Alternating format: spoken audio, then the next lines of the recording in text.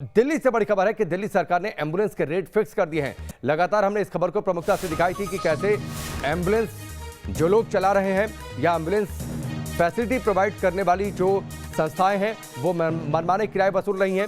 इस खबर को जोर शोर से दिखाने के बाद अब दिल्ली सरकार ने इस पर एक्शन लिया है। दिल्ली प्राइवेट एम्बुलेंस सेवा के रेट फिक्स कर दिए गए हैं। 1500 से 4000 रुपए के बीच स्लैब फिक्स कर दिए गए हैं, यानी इससे ज्यादा एम्बुलेंस सर्विस प्रोवाइड करने वाले आपसे पैसा नहीं ले सकते हैं। मोहित हमारे साथ जुड़ चुके हैं, सीधे उनका रुख करते हैं। मोहित, लगातार ये खबरें आई कि इस महामारी में कैसे लूटमार चल रही है, कैसे मनमाने किराए वसूले जा रहे हैं प्राइवेट एम्बुलेंस सर्विसेज में। हमने इस खबर को दिखाया, अब दिल्ली सरकार ने रेट तय कर दिए।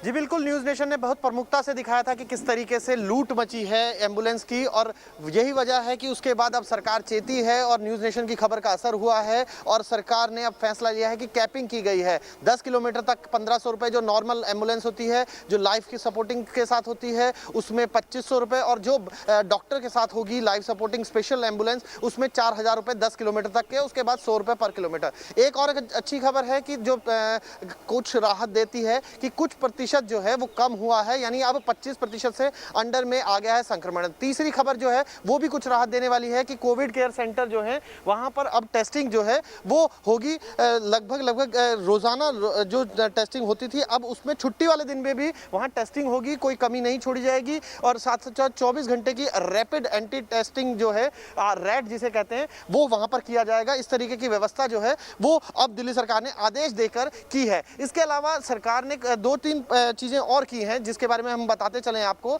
जिसके तहत ऑक्सीजन जो मिलेगी उसमें अब जो टैंकर्स हैं 41 टैंकर्स हैं उनको जीपीएस से इनेबल किया गया है और उसको बाकायदा ट्रैक किया जाएगा कि कहाँ किस तरीके से कितने देर में पहुंच रही है। इसके अलावा जो व्यवस्था है होम आइसोलेशन में भी सरकार कह रही है कि अब जल्द से जल्द उनकी प्रक्रिया शुरू हो रही है कि वो घरों तक ऑक्सीजन सिलेंडर पहुंचाए, जिसके लिए डीएम जो है उनको नियुक्त किया गया है कि उनकी जिम्मेदारी होगी। इस तरीके की तमाम व्यवस्था की जा रही है। इस बीच जो अच्छी बात है वो ये है कि संक्रमण दर में कुछ कमी आई है और वही थोड़ी राहत देती है, और उम्मीद करते हैं कि जो ये बेशक अभी आंशिक लॉकडाउन है लेकिन लोग इसका पालन करेंगे और फिर व्यवस्थाएं जो हैं फिर से दुरुस्त होंगी और अब लोग जो हैं वो घरों में रहने के बाद निश्चित तौर पर मोहित, आने वाले कुछ दिनों में लोगों का स्व अनुशासन ये तय करेगा कि संपूर्ण लॉकडाउन लगाने की नौबत आती है या फिर नहीं आती है, संक्रमण की रफ्तार पर किस हद तक हम काबू पा लेते हैं।